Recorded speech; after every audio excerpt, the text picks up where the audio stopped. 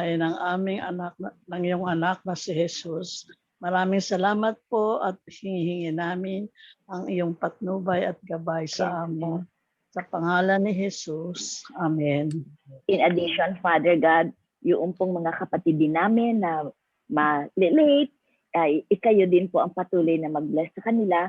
At maraming salamat po katulad ng binanggit sa iyo ng aming Ate Rosie, Nanay Rosie. Bibigyan mo kami patuloy na great and good understanding and revelation po sa aming babasahin at aming pong pag-uusapan na yung mga salita na nagbibigay po ng pag-alaala sa amin, aming amang Diyos. How great you are, our Father. And so understanding, Father God. Thank you so much, Lord Jesus. We acknowledge and recognize your very presence in our midst. As well po, kayo po, Lord Holy Spirit, bawat isa po ngayon sa aking mga kapatid, and ready na po na ma-lead ninyo at magbigay sa amin ng enlightenment sa amin pong mga pag-uusapan. Lalo po tigit yung mga promises mo. Maraming salamat po. We agree together in the name of Jesus. Amen. Amen. Amen. Thank you, Lord. Amen. Good afternoon, Millie, Mercy, at sa mga iba. Hi, Sister Lou. Okay po. Simple lang po tayo magbabasa na ngayon ng kanyang salita na magbibigay po sa atin ng encouragement. And we believe magpapaalala sa atin sa tuwina is about Jesus Christ. Amen? Pwede po bang pakibuksan ninyo sandali sa Revelation chapter 1?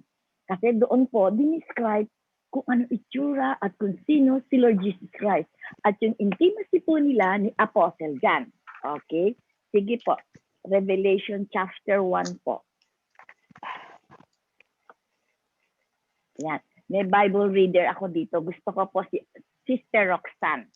Sister Rox, pakibasa mo nga ang chapter 1 verses 1 hanggang 8. Okay ho. Tapos po, isunod po nating magbasa. Hello, Mary Ann. Are you ready sa iyong Bible? Okay. Babasahin mo ang verses 9 hanggang 20. Kayong dalawa ni Rock. Sige po. Okay. Good afternoon, everyone. The Revelation chapter 1, verses 1 to 8. Yes. Ha? The revelation of Jesus Christ, Chapter which 1. God gave him to show his servants things which must shortly take place. And he sent and signified it by his angel to his servant John, who bore witness to the word of God and to the testimony of Jesus Christ, to all things that he saw.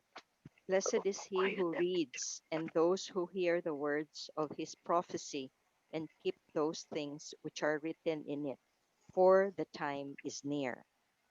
John, to the 7 churches which are in Asia, grace to you and peace from him who is, and who was, and who is to come, and from the 7 spirits who are before his throne, and from Jesus Christ, the faithful witness, the firstborn from the dead, and the ruler over the kings of the earth. To him who loved us and washed us from our sins in his own blood, and has made us kings and priests to his God and Father. To him be glory and dominion forever and ever. Amen. Behold, he is coming with clouds, and every eye will see him, even they who pierced him, and all the tribes on the earth will mourn because of him. Even so, amen. I am the Alpha and the Omega, the beginning and the end, says the Lord, who is and who was and who is to come, the Almighty. Amen. Sige po. Mary Ann, ikaw naman. Tuloy mo na. I-unmute mo, Mary Ann.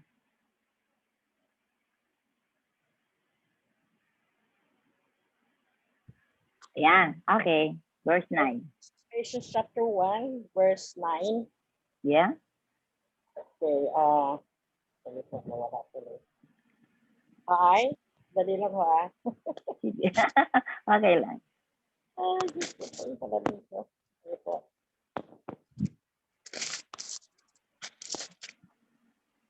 Okay.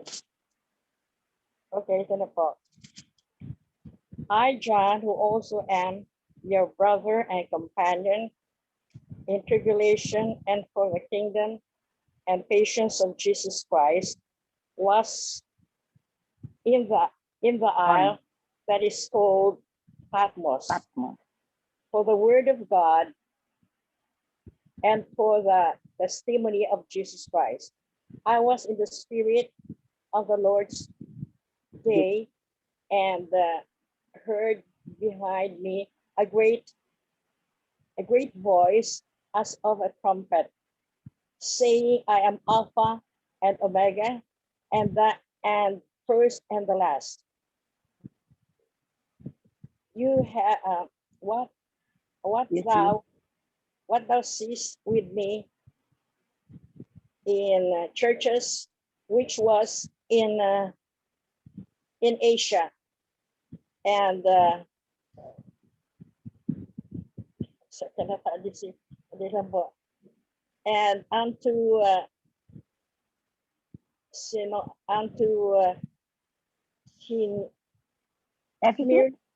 and unto Pergamus, and unto Thyatira, Thyatira. and Thyatira.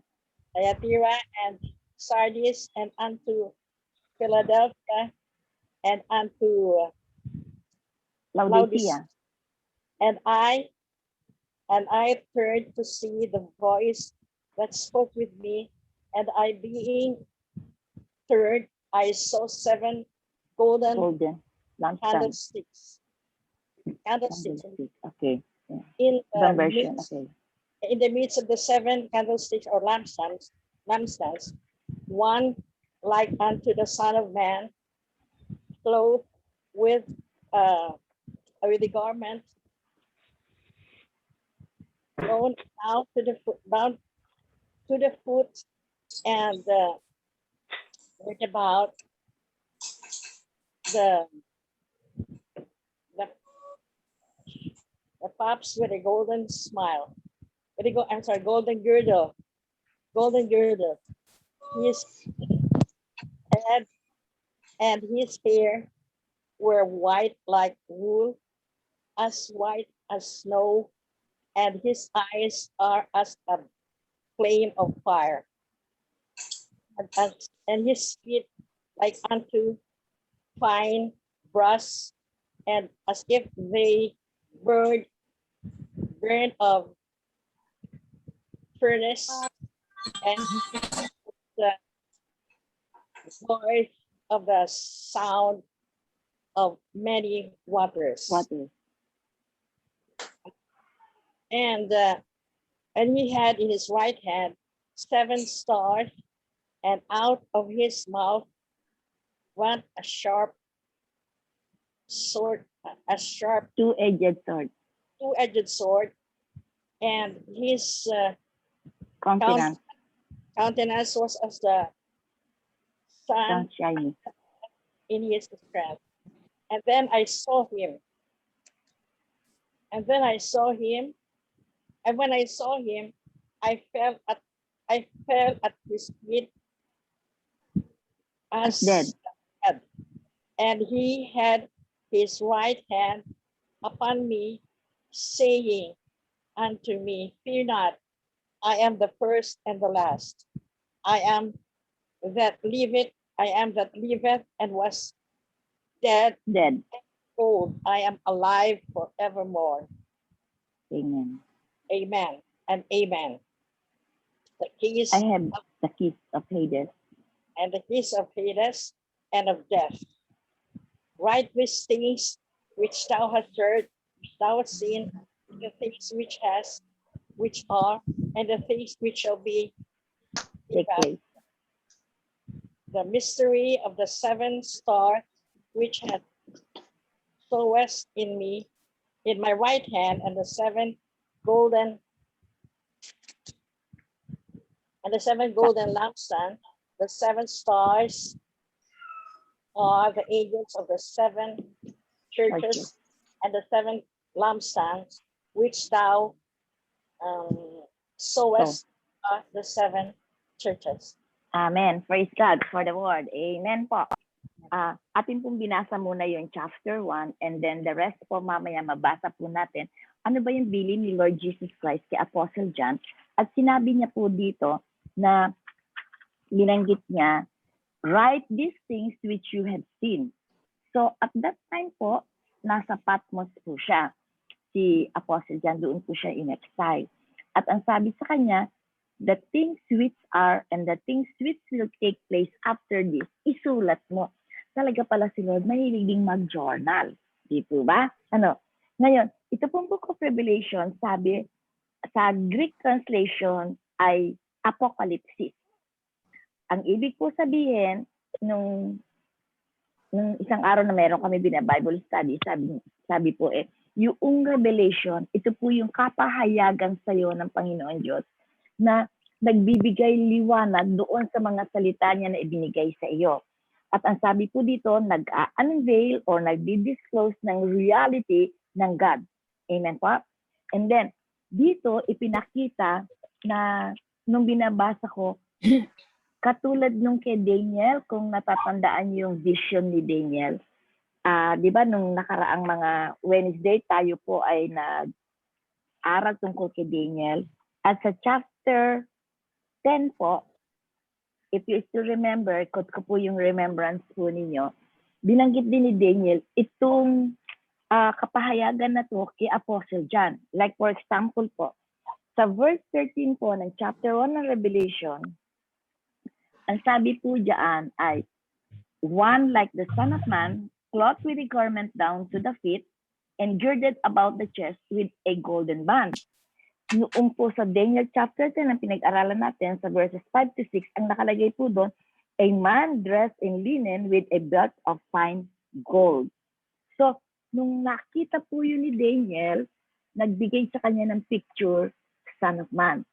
Ngayon po sa Revelation, nasa atin na po ilang taon na po, generation after generation na nagdaan, nakita naman po ito ni Apostle John. Pero remember, nakita ni Apostle John the humanity of the Lord Jesus Christ at nakasama niya for 3.5 years sa ministry. I just don't know na 30 years pababa, buhat ng si Jesus sa ipinanganak, kung meron pong story na alam si Apostle John. Pero at this time po, nagpakita si Lord Jesus Christ after resurrection while he was already on earth, vision kay Apostle John.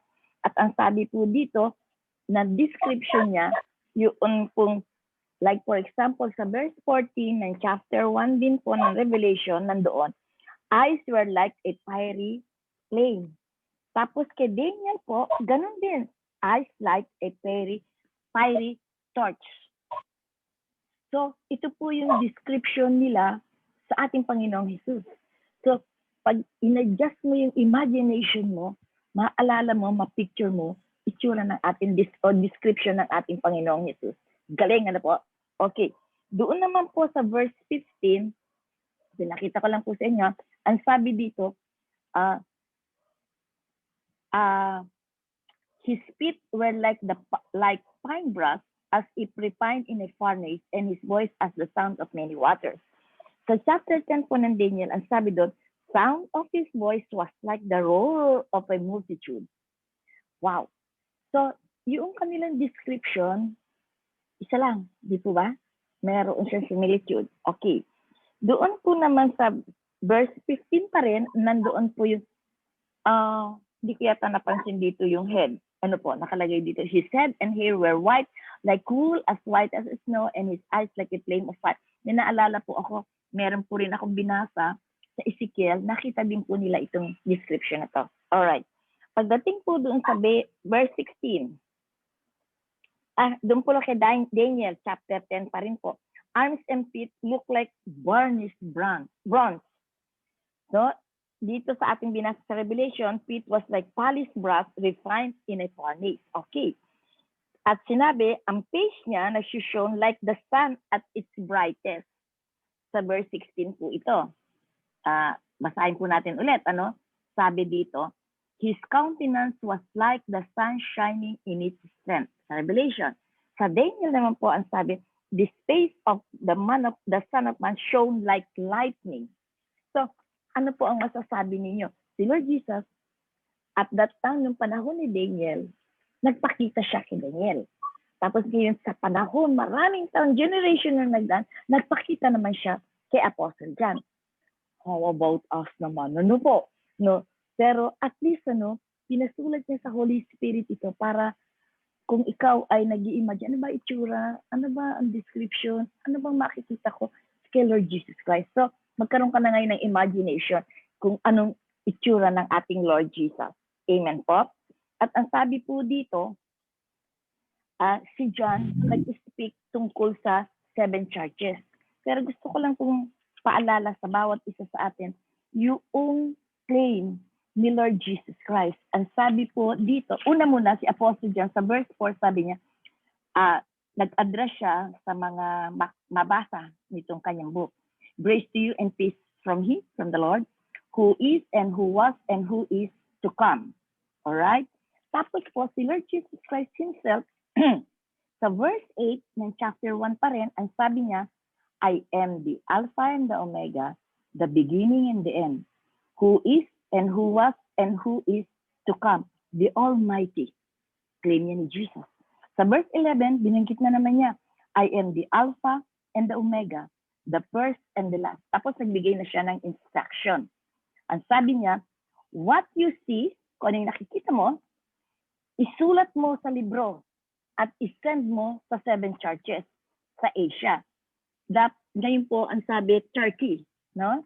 Ngayon, ang sabi, pito ito na meron churches sa Ephesus, sa Smyrna, sa Pergamos, Thyatira, Sardis, Philadelphia, and Laodicea. Ang banggit po dito, pasensya na po kayo, init ako. Sandali lang po.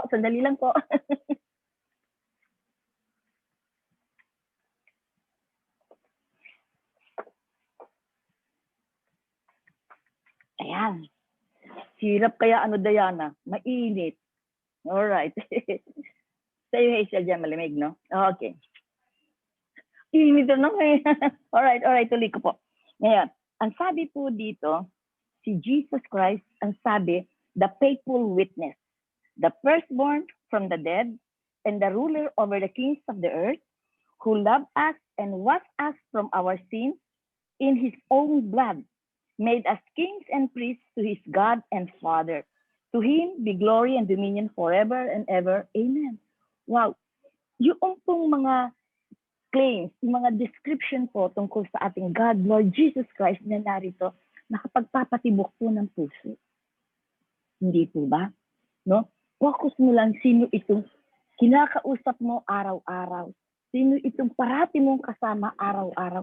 Ito pala siya. No? Sandali po. Ang init. Ayoko nang lumipat. Oo, sige nga, please. Pasensya na po. Alam niyo, tumutulo yung pawis ko. Naiinit na po. Okay. So, sa verses 4 and 5, ulitin ko ulit, pakibasan po ninyo sa inyong sarili. Tapos yung pong claim ni Jesus sa verse 8 at saka sa verse 11. Ano ang dating sa iyo, kapatid? No? Yeah, basahin po ninyo personal. Thank you. Okay. Ngayon, makikita po ninyo na ang ating Lord Jesus Christ, ay, grabe. Ano po? Meron siyang binabanggit sa atin.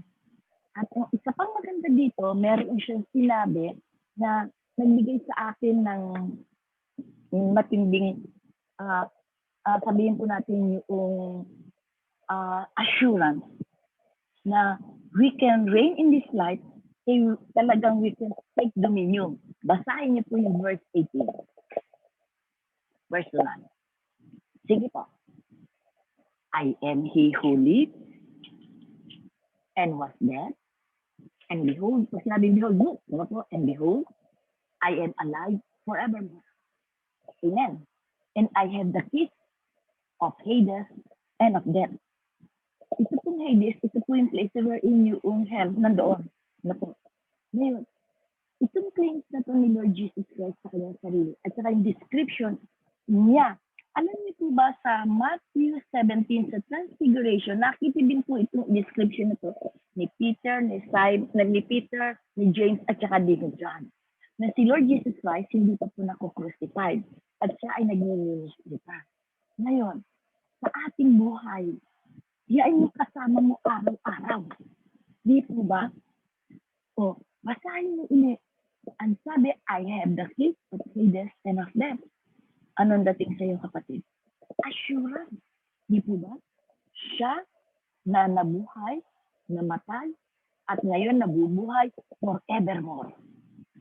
Kaya po pala, ang sabi niya, kung nabasa po rin ninyo yung libro ni Apostle John, yung Gospel of John, na kalagay po doon na sinasabi doon, whatever you ask in my name, you ask to my Father and your Father, and I will give it to you. And the Father will grant it to you. Di ba nagbibigay ng assurance sa ating standing ngayon, sa ating position, sa ating sitwasyon sa buhay? Mga kapatid, sa kalagayan po ng ngayon, napag-usapan nga namin ni Diana, sabi niya, Ate Cora, sabi niya, ang daming nagkakaroon ng case sa tawag dito sa COVID. Pero, may nagbibigay ng assurance si Lord Jesus. Alam niyo po ba si Pastor? Verbally, no? At saka yung kanya talagang faith. Sabi niya, hindi ako magkaka-COVID. Revelation niya, because kayo ang protected by the Lord. Can you claim it also? Your trust sa ating Panginoon Diyos. Hindi po ba? No? At saka, hindi ka dapat matakot. Hindi ka dapat magduda. Dahil kanina, nag-claim si Lord Jesus, I am the Alpha and the Omega, the beginning and the end. Who is and who was and who is to come, the Almighty God. Right. So, sabi pa rin po rito sa 7, matatawa po kayo ng konti. Ayokong kumanta kasi Hazel na lang. Sabi po dito sa 7, behold, he is coming with clouds, and every eye will see him, and even they who pierce him, and all the tribes of the earth will mourn because of him. Even so, amen. Okay. Hazel, diyan ka ba, Hazel? Pakikanta mo ngayon. Behold. Behold, he comes. Hanggang sa kaya ko pong maalala yung lyrics sa... Yun, sige. Ba't talaga nag-worship ako ng umaga? Sige nga. Ay, okay po. Behold, he comes, riding on a cloud, shining like a sun. At the trumpet call, we lift our voice, the year of Jubilee. Out of Zion sings salvation comes. Sige nga, Hazel, kakatay natin yun. Hindi po ba? Diba sabihin po natin kay Kuya. Sige po. No, di po ba? Alam niyo, pagka naaalala mo yung mga claims na yan ni Jesus, ang dami pa niya.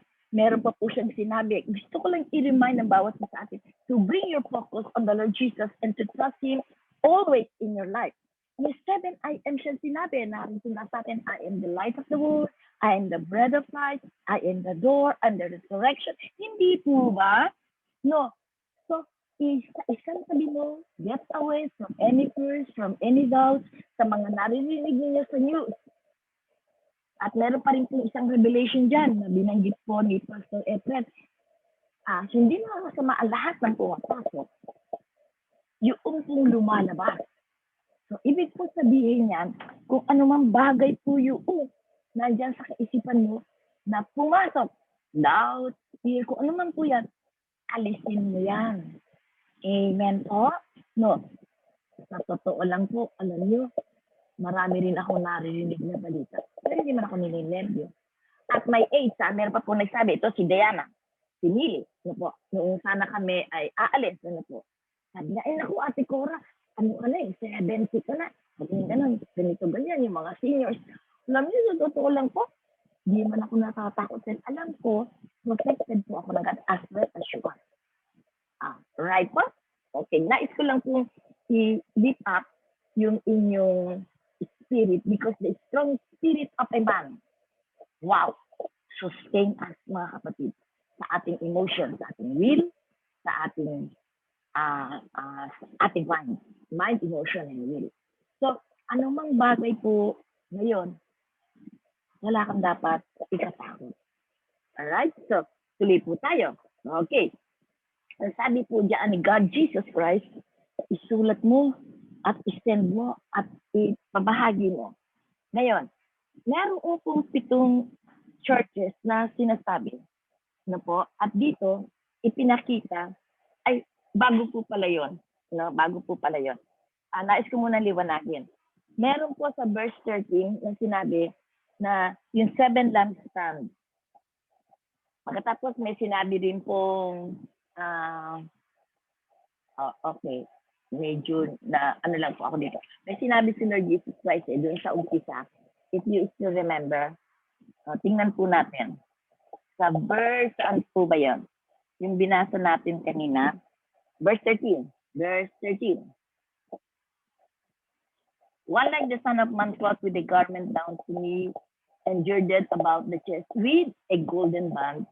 I know that is a description, mali pala ako. Tara, the midst of the 7 lampstands. Saan po nagre-represent yung 7 lampstands? Tapos meron din po rito sinabi na 7 stars. Sa pagbabasa ko po, sa pag-aaral ko, it speak of the churches, it speak of the pastors, the bishop, the layman, the clergyman that represent our God. Alright. So, dito po, makikita natin na ang ating Ama sa Langit, ang ating Panginoong Jesus, ang Holy Spirit po, na naririto ngayon sa atin, personally, no? Hindi lang po ito corporately. Ikaw ngayon, no? Nandiyan sa iyo at hindi ka magkakaroon ng sabihin natin, pag-agam-agam sa mga nangyayari sa buhay mo. Meron po sa atin dito ngayon na nag-iintay ng breakthrough. Meron po sa atin sa ngayon na talagang merong problema, may disappointment, at merong kinakabahan. Bigyan lang kita ng assurance, kaya ko ito binigay sa iyo. Sipin mo si Lord Jesus Christ. He is our life. He loved us and gave Himself for us.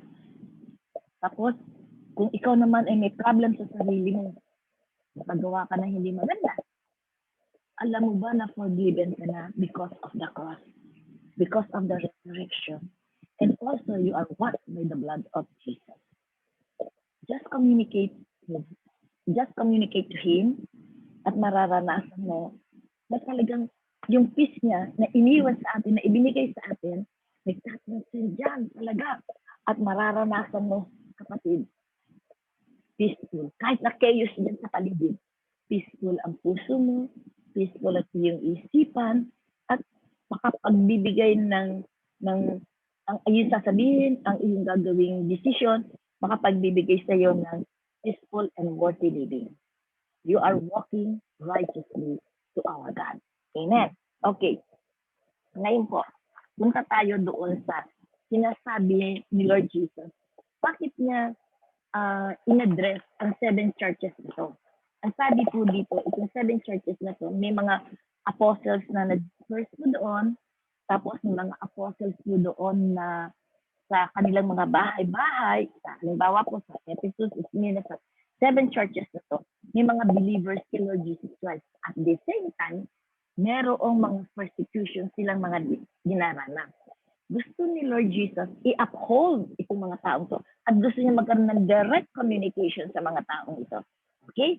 At ito po, ilang years na po ang nakaraan after si Lord Jesus nag-ascend sa heaven.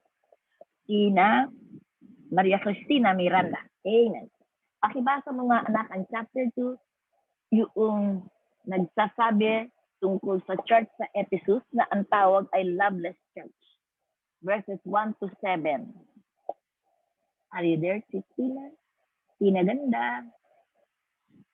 Yes, Mother. Wait po Sige. Revelation chapter 2. Verses 1 to 7.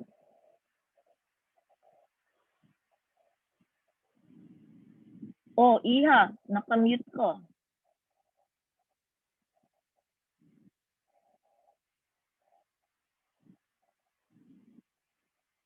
Tina, baka nagbabasa ka na, hindi ka namin naririnig.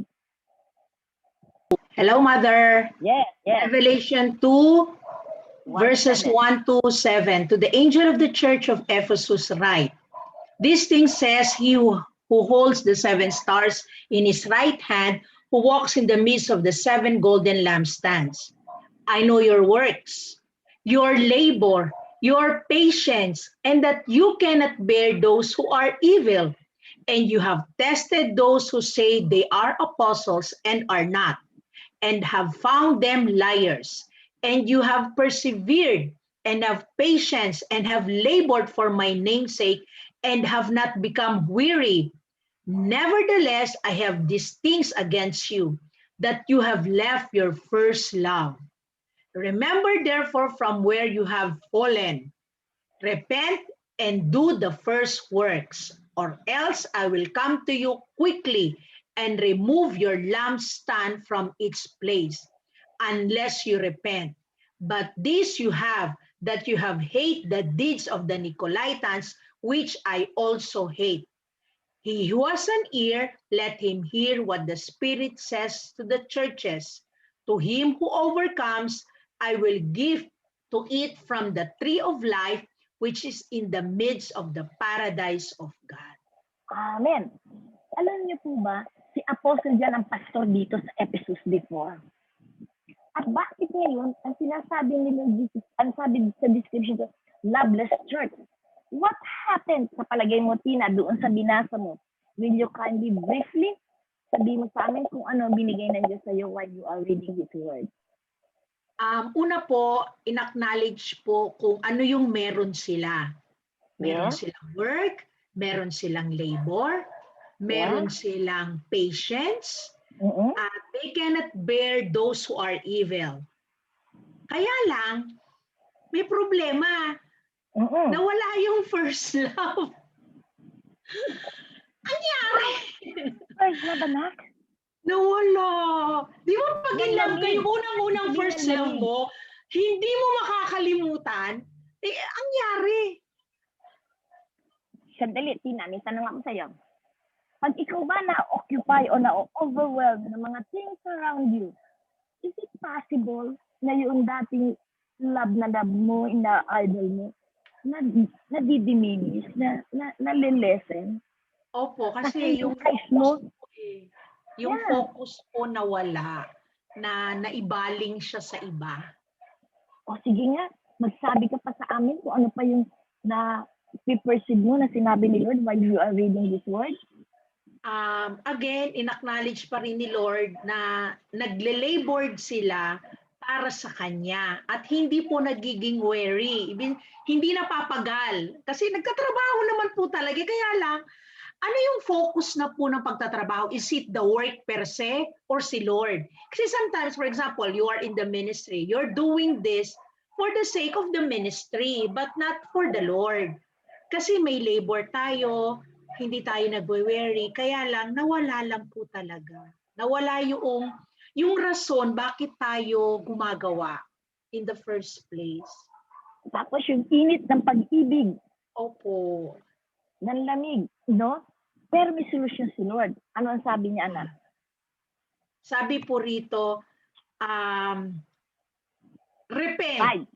Sabi po doon, remember, alalahanin mo, try to recall ano yung nangyari na ikinabagsak mo. Kung saan ka bumagsak, that's one.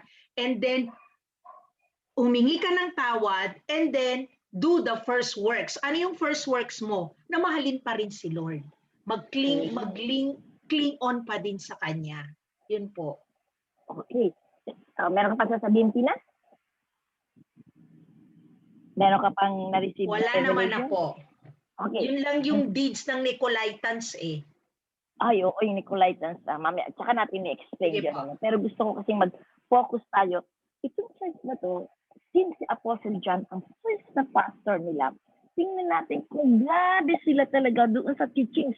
At saka noon talaga kinukwento, palagay ko, yung mga escapade ni Lord Jesus Christ nang siya nagmi-ministry, yung kanyang pinagali, yung kanyang binuhay na patay, yung kanyang pinid na 5,000 o 4,000, palagi pinupuwersa talaga nila sa kanila yan. No?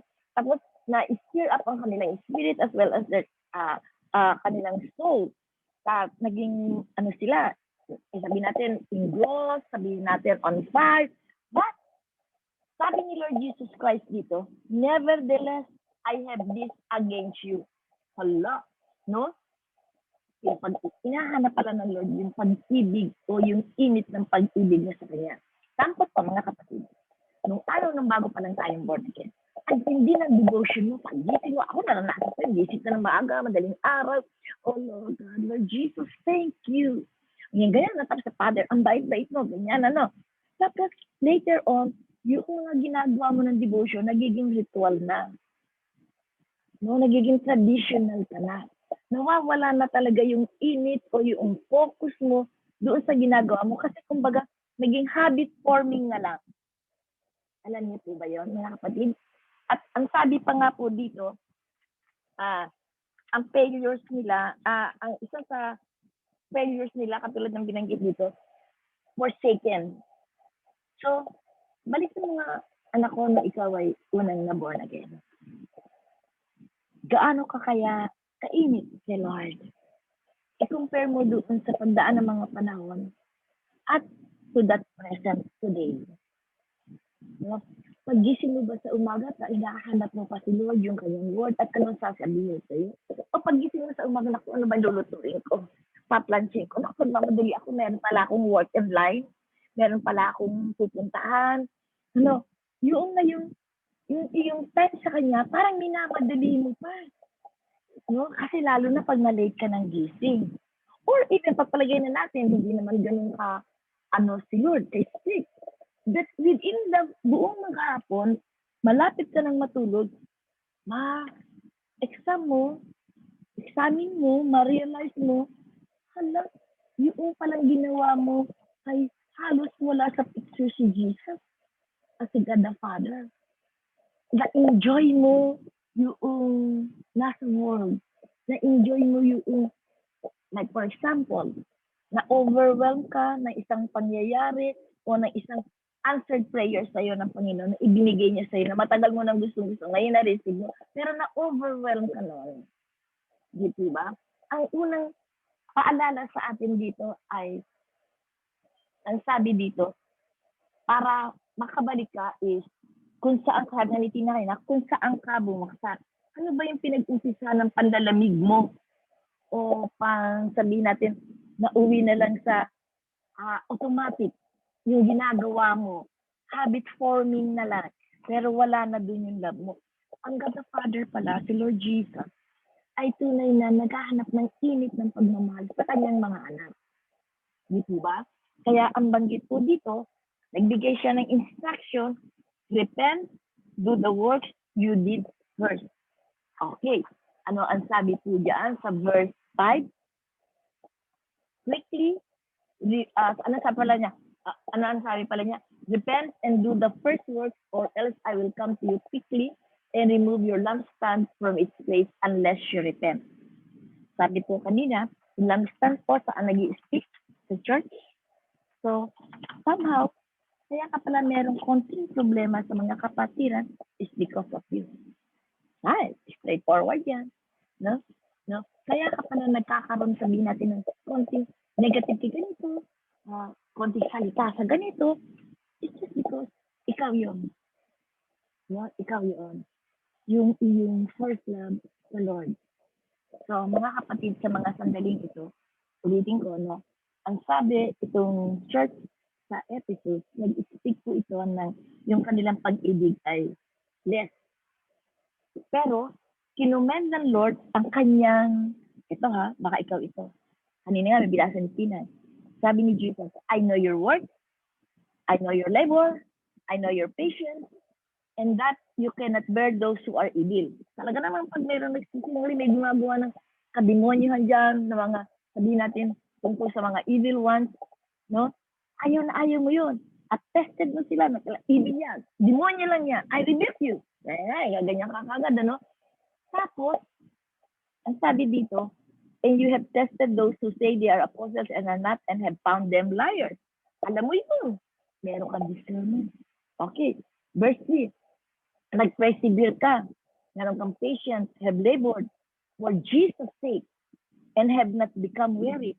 So, ito yung mga tao religiously, ritually, traditionally, ginagawa nila lahat ang works sa church, ang works ng Christian believer, but the Lord Jesus Christ said to us, hindi ko na rin naano sarili ko, kasama tayo dyan, I have this against you, that you have left your first love. Kita pala ni Lord Jesus Christ eh, kung yung ginagawa mo ritual, kung yung ginagawa mo traditional, kung yung ginagawa mo ay, sabihin natin, parang magawa mo lang. Kasi alam niyo po, nung araw, nung nag-train po ako sa Navigator, sa discipleship, kasi may mga assignment kami. Totoo yun. Naging ganito din po ako. No? Na kailangan ma-memorize ko ng verses, makapag-devotions mo ako, makapagbasa ako ng ganito. Pero ginagawa mo na lang yan is just because kailangan mo siyang gawin. Pero yung totoo na dito na, alam niyo po ba kung ano ang isa sa first na keep? Yung sabihin natin paghanap sa presence ng God at sa anointing niya na bumabaksak sa iyo every time. Yung pagsabi mo pa lang sa umaga o sa gabi. Hello, Father God. Good morning to you. Oh, great God. You are so good. You're so very understanding, Father. I love you, Lord. As you promised to me, when I set my mind po sa mga bagay na sa buong maghapong ito, sabi mo sa akin, you go over before me. Upang sa ganun, Father God, ano man po yung aking mga maminit na sitwasyon o mga taong kakausapin, I know na una ka na ahead of me para iayos yun at magkasama tayo. And I will enjoy your life sa buong maghapon ito. Di po ba? No? Nandoon po yung puso mo at yung isipan mo talaga sa Kanya. And sometimes you will sinasabi, be still and know that the Lord your God is your Father. Suppose ka pang ganyan. Oh Lord, how precious is your presence. Wow. Dama ko po your anointing, God. Shara si kamo na tihaba kundere kinding yasi nag-speak in tongues ka. Because your heart is flooded with the peace of the Lord and kanyang love na po-pour out ka. So, no, dala-dala mo yan sa buong maghapon.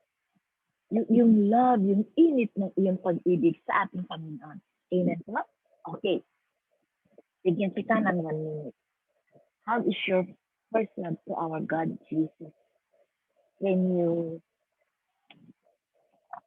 sabihin natin, examine yourself, konti, and talk to our God, bigyan ka ng time. No?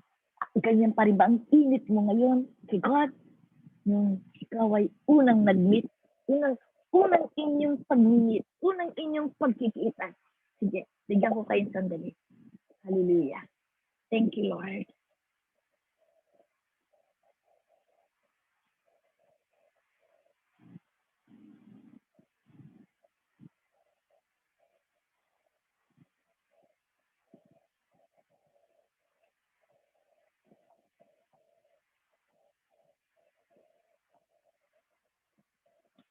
Father God, thank you. In your name, Lord God, Jesus, our Creator, as you have said, you are the firstborn. We are your brothers and sisters after you. Thank you so much for bringing us and yung code ko po yung aming attention of our relationship to you. Thank you din po for your great love. Thank you for the forgiveness. Oh Lord, thank you. Thank you so much. I pray each one po sa mga kapatid ko ngayon. Father God, in the name of your Son Jesus, kindly see po yung kanilang mga pangalan, even po yung mga kapatid ko na nandoon yung kanilang mga faces, listening po. Meet them with their love and with their grace, with your peace, with your faithfulness.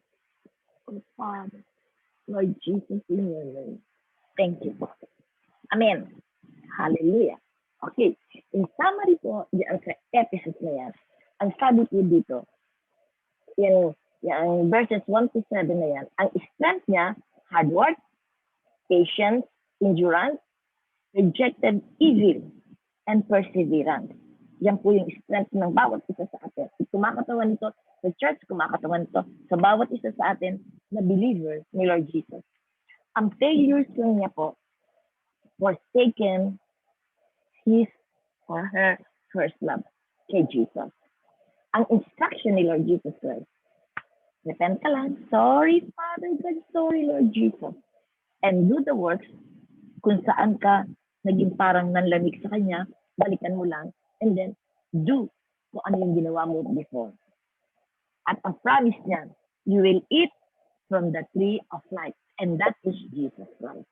The tree of life is the Lord God Himself.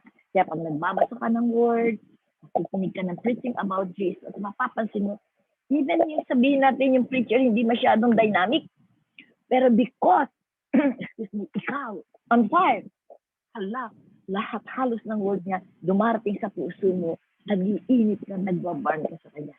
Amen? Okay. Tapos, isa pa po, ang ating tingnan, dalawang church po ang ating tingnan ngayon, ano? Okay. Isa pa po pala, itong si John, ang residente niya dito sa Ephesus, bago po siya na-exile sa Patmos. And then, ang sabi po dito, ay diyan na rin siya inilibing sa Ephesus. Okay. Ngayon, punta po tayo sa pangalawang church naman. Ang sabi po dito, ay, kaya naman pala. Sorry. No?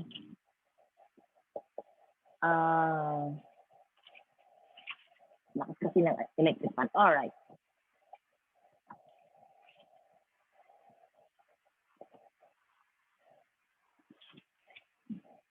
Pasensya na kayo kasi inano ng hangin habang nagpipray ako. Alright. Okay. Verses 8 hanggang 11. Tingnan natin yung persecuted church. Amonet, you are already there. Can you read it? Chapter Yes, 1 Ate. Revelation. Sige, anak. Amen. And to the angel of the church in Smyrna write, these things says the first and the last who was dead and come to life. I know your works, tribulation and poverty, but you are rich. And I know the blasphemy of those who say they are Jews and are not, but are a synagogue of Satan. Do not fear any of those things which you are about to suffer. Indeed, the devil is about to throw some of you into prison, that you may be tested, and you will have tribulation 10 days. Be faithful until death. I will give you the crown of life. He who has an ear, let him hear what the Spirit says to the churches. He who overcomes shall not be hurt by the second death. Amen. Praise God. Habang binabasa mo to, anak, anong dating sa'yo? Dito po nakikita talaga ni Lord yung ating works, yung tribulation. Although dumadaan po tayo sa poverty, pero pinaalala pa rin niya sa atin na tayo'y rich. Tapos dito rin po is yung may mga synagogue of Satan. Pinaalala niya na huwag kang matakot sa about to suffer. Tapos although may mga dadaan ng tribulation dito in 10 days, pero nag-assure siya na kapag faithful tayo until death, bibigyan niya tayo ng crown of life. Okay. Yun po. Thank you, anak. Pansinin po natin dito, ang claim na naman uli ni Lord Jesus Christ sa verse 8. Sabi niya, sige, isulat mo to sa church sa Smyrna. Amen. This thing said, the first and the last who was dead and came to life. Dinitiyan niyang diin, namatay siya. Pero na-conquer niya ang death. At ngayon nabubuhay siya and live forevermore. So, mapapansin po ninyo sa ministry ni Lord Jesus Christ, nagkaroon siya ng raising dead. Yung mga namatay, nabuhay. So, meron sa atin na sinabi din po sa Psalms, hindi ko lang matandaan ngayon kung anong chapter yun, na we will live forever with the Lord Jesus. Diba? Ito po yung isang bagay na dumating sa akin. Although physical, mamatay ka, but spiritual, you are alive forevermore. Ginawa niya yung spirit natin when we receive Him. Di po ba? At yan po yung binabanggit na connection natin sa Kanya because God is a spirit, so we are also a spirit being, so we can communicate sa Kanya. Isang bagay po parati tandaan niyo, sabi niya, namatay siya at ngayon buhay siya. Ito po yung hindi masyadong naintindihan. Kung inyo natatandaan, tayo ay nag-aral sa Luke 24 na binabanggit doon yung dalawang disciple na naglalakad sa road of Emmaus na hindi nila ma-relate itong Jesus na to na kanila na disciples ni Jesus na nakasama nila sa ministry na namatay. No? Pero nakalimutan nila bago mangyari kay Jesus ang crucifixion ay sinabi na sa kanila na magsasuffer siya. And then mamatay siya in 3 days, mabubuhay siya muli. So, mapansin po ninyo ang claim of Lord Jesus Christ dito, who was dead and came to life. Ngayon, buhay siya. At naririnig niya because He is a God. He is God. Omniscient God God. Yan, katulad siya ng kanyang tatay sa langit. Ang sabi po dito, itong church sa Smyrna ay persecuted church. Marami silang nasuffer. Sabi, injuring, suffering, nagkaroon ng poverty, pero weak sila spiritually. Because, ano ang binabanggit dito? Meron silang direct contact with the Lord. At ano ang failures nila? Wala kang makikang failures dito. Wala sinabi sa Lord Jesus Christ. Mula pa kanina, dun sa Ephesus, ipinapakita po dito kung ano yung mga failures. Sa Ephesus, may failures po sila. Hindi po ba? Yung kanilang first love, wala. Ngayon, dito, sa Smyrna, wala. Yung palang mga nararanasan nilang persecution, brokenness, ano pa man po yung kanilang nararanasan, hindi nag-give in sa kanilang life para sila tumalikid kay Lord. At walang nakita si Lord sa kanilang failures. Instead, ano ang instructions sa kanila? Ang instructions sa kanila is, ang sabi po dito, excuse me,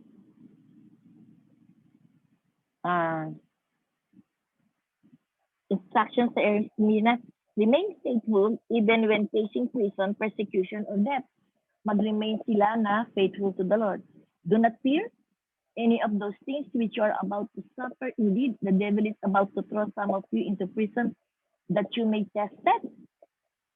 At sabi po dito, pag-aralan natin, 10 days po yan, meron po talagang ibig sabihin yan, pero hindi po tayo mag-focus dyan. Ang sabi po dito, be faithful until death. Mag-remain faithful ka to the Lord. At meron kang crown of life. That is one of the reward, crown of life. Sa atin sa panahon ngayon, ano ang message na sinasabi ni Lord?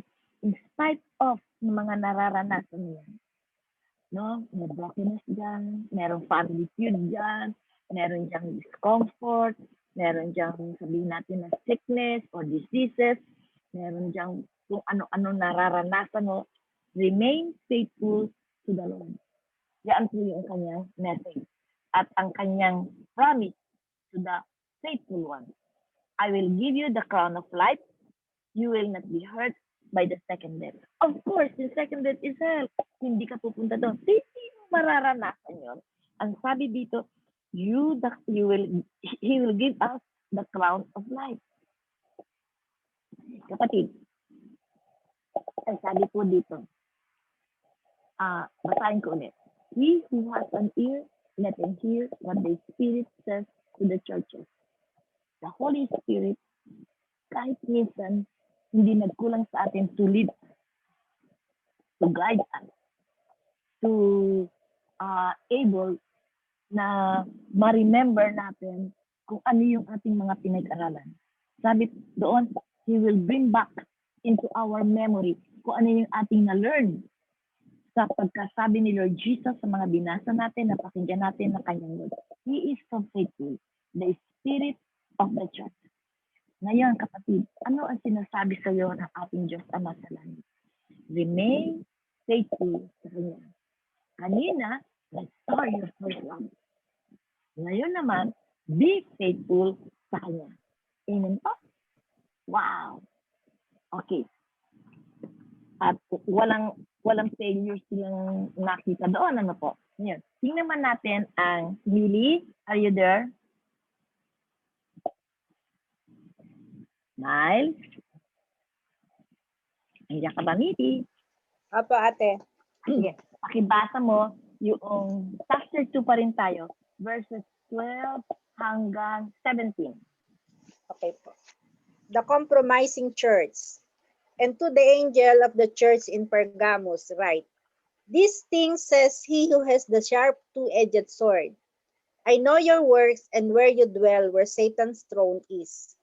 And you hold fast to my name and did not deny my faith, even in the days in which Antipas was my faithful martyr who was killed among you where Satan dwells.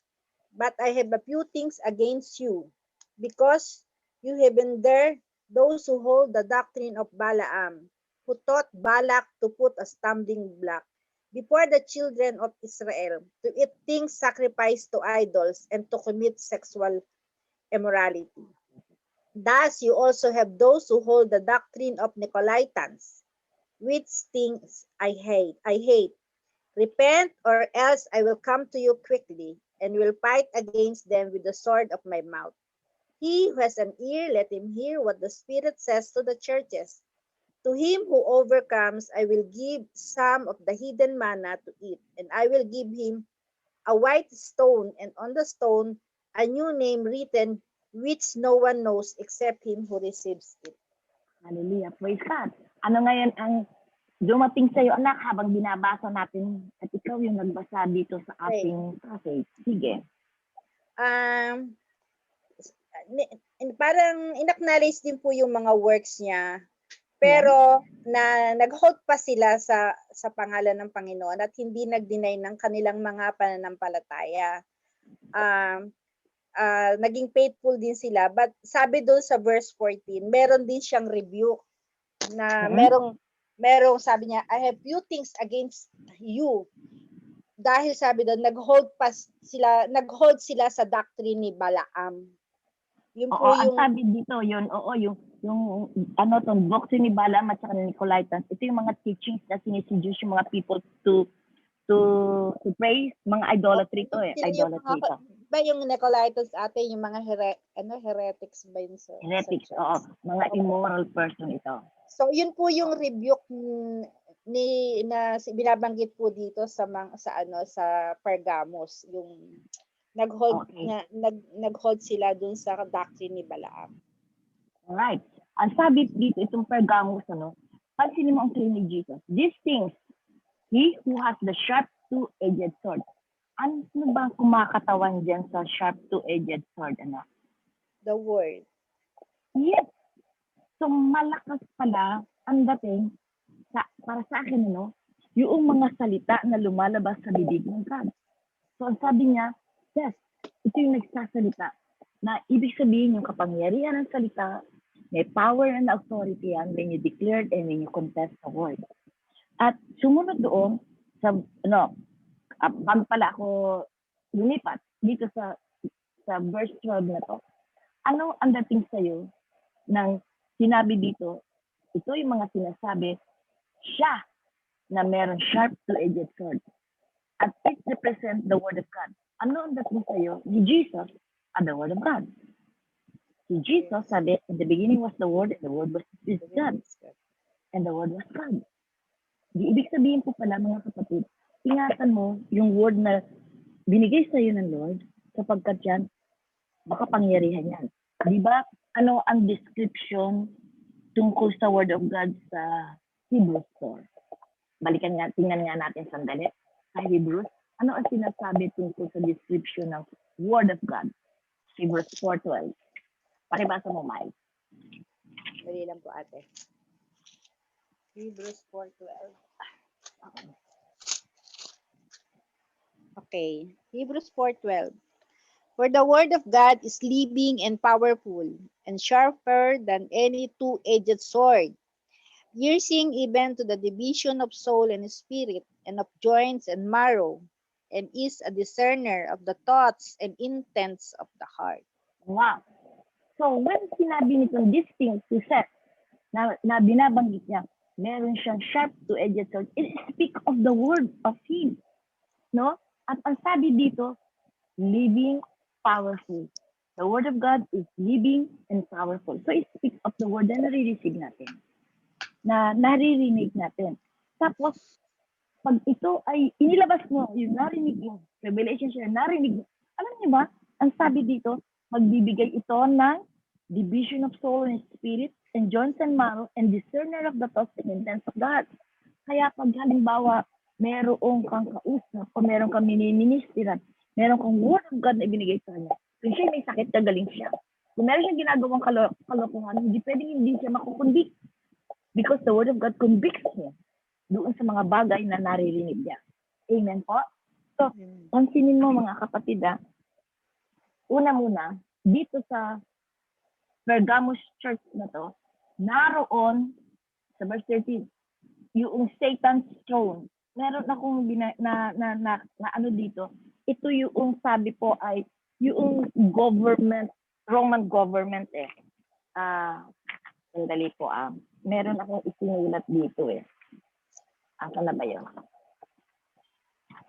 Yung Satan's throne, kung saan, kasi at that time, Rome Empire po yung nag-ano sa kanila. At ang sabi po dito, Pergamos, where are you? Compromising church. Located where Satan sits, needs to repent of allowing false teachers. Ang daming mga false teachers to. At ang sabi po dito sa province na ito, o the city ito, nandoon mismo yung government ng Rome, wherein sila mismo yung nagsasabi, patay mo yan, anuhin mo to, sila ay hindi sumusunod sa mga rules and ordinances ng empire ng Rome. Yun po yung ibig nilang sabihin. Okay? Meron pa po dito na binabanggit, I know your words.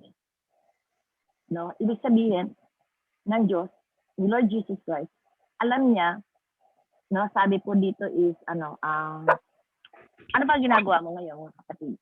Yan. Pag ginagawa mo yan, halimbawa, ikaw ay nag-minister, ikaw ay nag-pray, ikaw ay, sabihin natin, ginagawa mo yung pinapagawa ng Lord spiritually. Pero sa kinaroroonan mo, ang daming against sa'yo. Kasi Satan's throne, no? Ang sabi dito, instead na sila'y pakinggan mo, yung nagpe-persecute sa'yo, nag-i-instruct sa'yo, nagmamak sa'yo, instead of that, ang sabi, you hold fast to Jesus' name. Hindi mo dininay yung faith mo sa Kanya. Katulad nung na sinabi nung panahon ni Antipas, yung faithful martyr niya, no? Ibig sabihin, diyan ba sa location mo, diyan ba sa place where you are, ang daming mga, sabihin natin, mockery, mga nagsusugal, mga talagang makamundo. Pero ikaw, hindi ka nakikipag-compromise doon, hindi mo dinidena yung faith mo. Pagka, halimbawa, kahit na sinasabi nila, uy, ano ba sinasabi madalas pag ikaw ay, sabihin natin, masyado namang spiritual yan? Ay, ganyan, ano? Pero hindi mo dinidena yung pagiging spiritual. So, in summary po, dito sa Church ng Pergamos, yung loyalty mo kay Lord Jesus Christ, yung faithfulness mo sa Kanya, even kung ano man yung nangyayari sa'yo, hindi mo siya dinideny. Ang failure po dito lang, nagto-tolerate ng mga teachings ng Balaam at saka Nicolaitans. Sabi po dito, yung mga heresies na yan, mga idolaters na yan, yung mga immoral na yan, wala kang sinasabi, wala kang ginagawa, sinotolerate mo pa. Yun yung failures mo. Ang instruction ni Lord Jesus Christ, listen, kung meron ka na-tolerate na hindi maganda, kumbaga, nagsa-silent ka lang, instead na i-depend mo yung faith mo, dahil nasa isip mo, sabi ng Lord, wag daw ako makikipag-discussion. Hindi ako makikipag-disagree. Kaya nga lang, kasi deny mo siya. Amen? ang promise niya sa'yo, sa faithful one. Saan yun? Nakalagay po dito.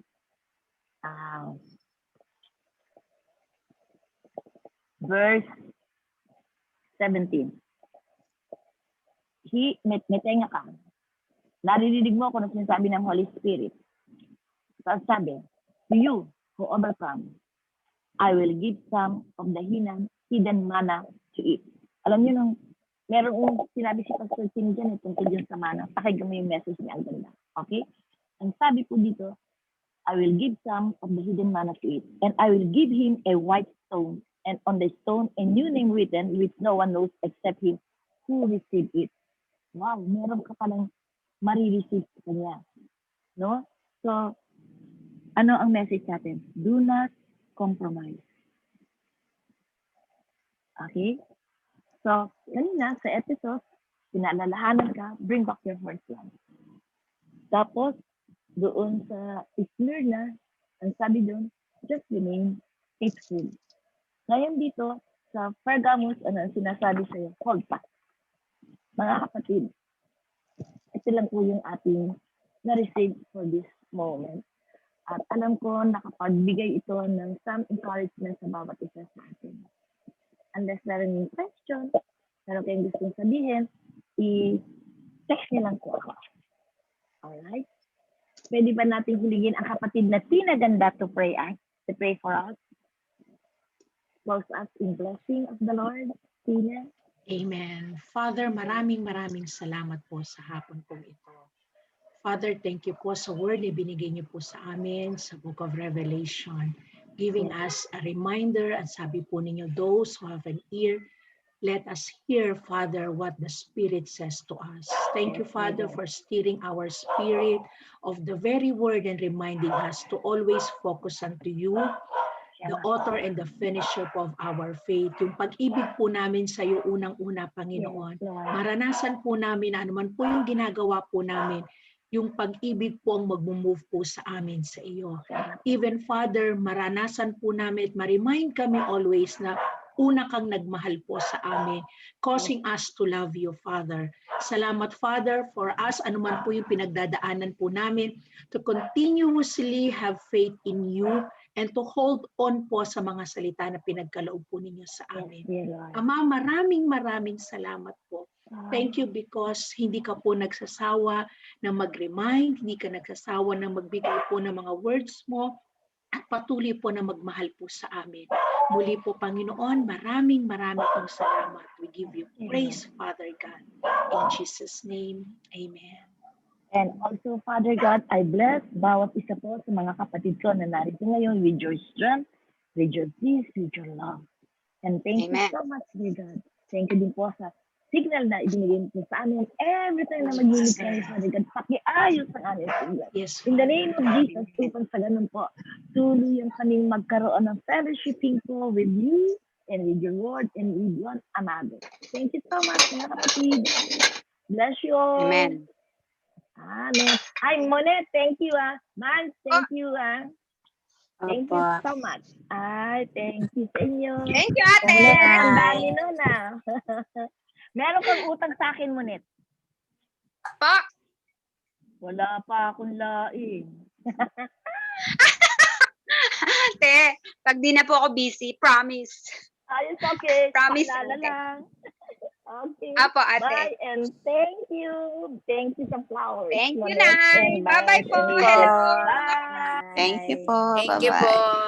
Bye po sa lahat. Salamat po. Pinagano'n, malapit ka nang magsalita dito by April. Bye. Bye.